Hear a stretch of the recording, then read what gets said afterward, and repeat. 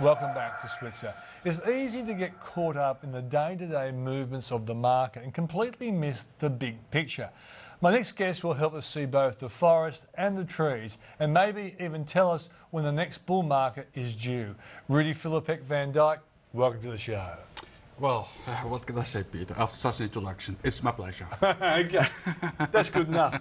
I guess some people would be thinking, hang on, the US market's up 20% since October. We're up about 10 or 11%. Yeah.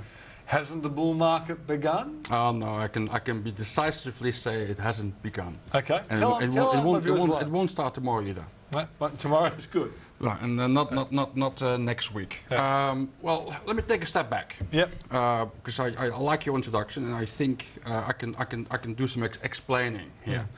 We're all very excited on very low volume markets, which are predominantly occupied by traders, and I mean, it's the pros. Yes, and also people who just trade. Yeah. They don't care what happens with fundamentals; they just trade. It moves up, so you participate. The trend is your friend until it bends. Exactly. Yeah, okay. And the other thing is that economic data have been improving, which is definitely true. Now, I have offered, but I was on holidays in the US on December, and I was hoping silently I might get a white Christmas. Now, from the moment I was there, I thought there's no chance in hell I'm going to get a white Christmas here, and it turned out everyone keeps on telling me it's unusually mild. When I ring my parents in, well, it's actually they call me from Europe. They had the same thing. They're like, listen, it's amazing. There's no winter. So I have a strong suspicion. Also because I look back a year ago, and the previous winter was extremely cold. Yeah. So now we have a mild winter. So it's unquantifiable, but I'm willing to bet, and I'm not a betting man, but I'm willing to bet that there's a big boost in economic data which we are experiencing right now is simply explained by the weather. So, which means... You're a wild and wacky kind of guy sometimes, but there's usually some history behind it, but go on. Which means, because according to information I get from Europe now, winter has arrived now. Yeah. So, only on that basis only, I would be willing to bet that economic data in, let's say, a few weeks from now, are going to start to disappoint. Okay. Because you get the adverse, and also we have this unusual mild winter, which we had anyway. Now, that's one part that doesn't get much attention, but I think a lot of people are too easily forgetting that one. The other element, which I think is probably of even more of greater importance, it is global liquidity. Yeah. I wrote a story 10 days ago where I made a comparison between this year and 2009, because there are a lot of similarities. And for instance, we had a very bad year leading up to it, and then we get the cheap valuations, for instance. And another one, which is a big similarity, is the central banks are putting the tap open. That lifts the boat, every boat basically. Now, I brought a chart. Can we look at that? Yes, go to the first chart. Okay, there's the first chart. We're not going to look at it. It looks like spaghetti, but we only have to watch one thing. That's the red one on the top where it says with the arrow QE2. What this chart does, it measures all the share market recoveries out of the bear market troughs.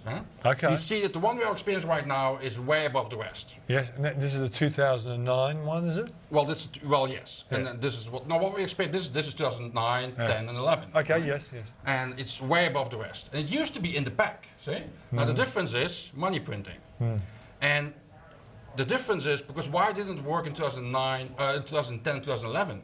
Because back then it wasn't coordinated anymore. See, it comes back, and it moves up when all central banks are coordinating their extra liquidity efforts. Now, that is happening again this year. Yes, that's right. The RBA is now in the pack as well. Well, not as enthusiastically as we would like, but go on. And not that the RBA counts for much, but we have the Japanese, the UK. But the ECB has been a critical one. The lend to the bank. The ECB is the one. I haven't seen the last news, but I would assume that London has added some QE today as well. So there you go. They certainly need it. There you go. So the UK is in, the US is in, Japan is in, the Chinese are in. Another central just as the rest, but still they're in, and now the ECB is in. So what normally happens is it lifts all the boats. That to me, apart from the weather, is the reason why we're having now asset prices up. But Rudy, isn't there an expectation that another trillion is going to come after the EU finance ministers sign off on the fiscal discipline deal? And here's my question. There's so many people enthusiastic that the US has now a sustainable recovery. Yeah. But why is the liquidity then? And maybe the next chart can show that to you. Okay. See, the drama continues. yes, we go for the next chart, and I think this is the first one. That's the first we one. want to see the second one. Okay, so we can have a coffee and so talk my in director between. tells me the system has crashed. Okay. That chart that's going to tell us the secret to life has gone. Okay. You describe it.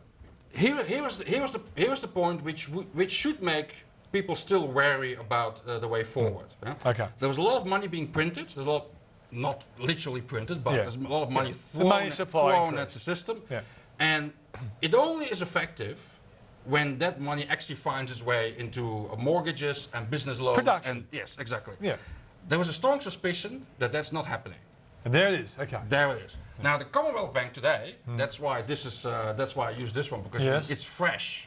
The Commonwealth Bank economists have done some data mining from December and from January in the major economies. We're thinking Japan, US, Europe, and a few other ones, and emerging economies. Now, look what happens there. That is a 50 neutral index. Yeah. And everything dives from December It's all going, onwards. and these are residential mortgages, and business loans, and then and global lending in general. The global lending position. This is Europe. And you're saying they're putting money out there, but people aren't borrowing it. No, they're not. They're not lending it. Yeah, but it's two parts of it. No, some banks aren't lending it, but some people probably aren't borrowing. Is it like in Australia that's happening? Because our banks are flush with dough, and no one's knocking on the door asking for it. No, I don't think that's true either, because they have funding. But anyway, there are other. I only use this one, but they have other ones which show there's a big gap between demand and supply. Which, especially for the emerging markets, shows there's a lot of demand for credit, but the banks go like, it's not going to happen. That is the Europe effect. What people forget is the European banking system is 4 times the size of the US banking system. Easily the biggest, the largest in the world. And Europe is critical in emerging markets like Asia. Now, a month ago, some commodity analysts at UBS did their own survey, and they issued a report, which was definitely not the in-house view at UBS, but it's probably to the kudos of UBS, they actually published it, and they said, Armageddon is coming. On the basis that European banks no longer lending and repatriating money is basically going to impact economic growth across the world. It will have an impact on commodity prices, etc., etc., etc. We have a next fall. Now, there's only a few people who pay attention to that, and it's very difficult to get those data together. That's why my interest was piqued today when Commonwealth Bank did their own data work, and they have data where they show there is demand, but the supply is less than demand. And almost across the world, with the exception of a few places, it's below the 50 mark. So the 50 is neutral, so business credit is contracting on a global scale. Now the impact on that is uncertain, and it always goes with a lag. So in general, I would like to conclude that at some point we will see economic data disappointing. Not that they're great anyway. I mean, we're low base.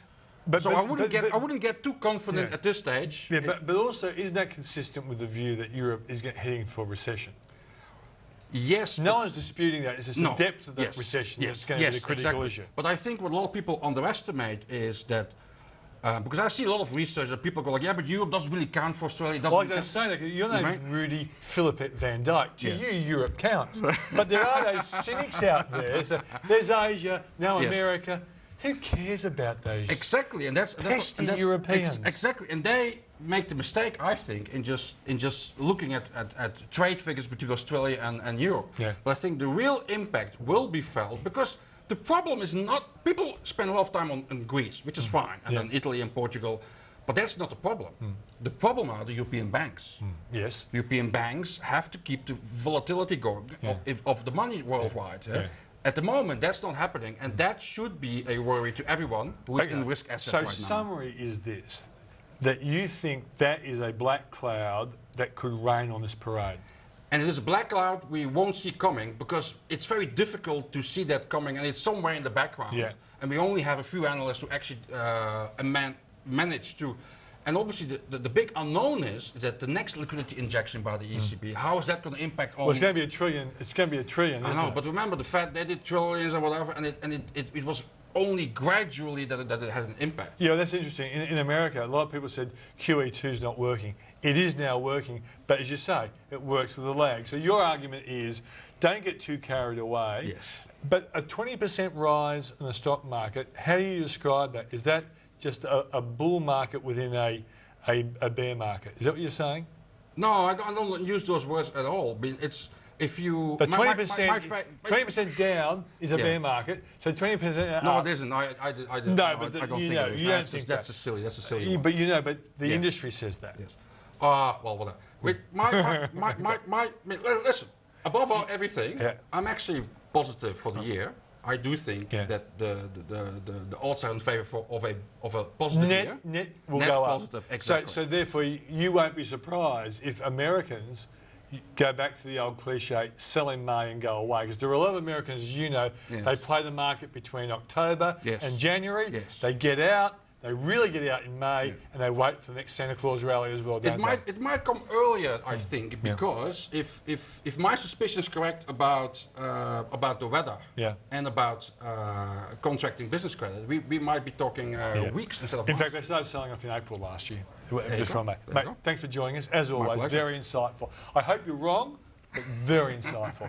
If you want to read my thoughts each morning at the close of Wall Street, check out my website, switzer.com.au. And if you've got any questions for me or ones you'd like me to put to an expert, email me switzer@skynews.com.au. And if you want to check out something for self-managed super funds, go to switzersuperreport.com.au. And Rudy's one of the star writers in that particular publication. I'm Peter Switzer. Thanks for watching. I'll see you next week.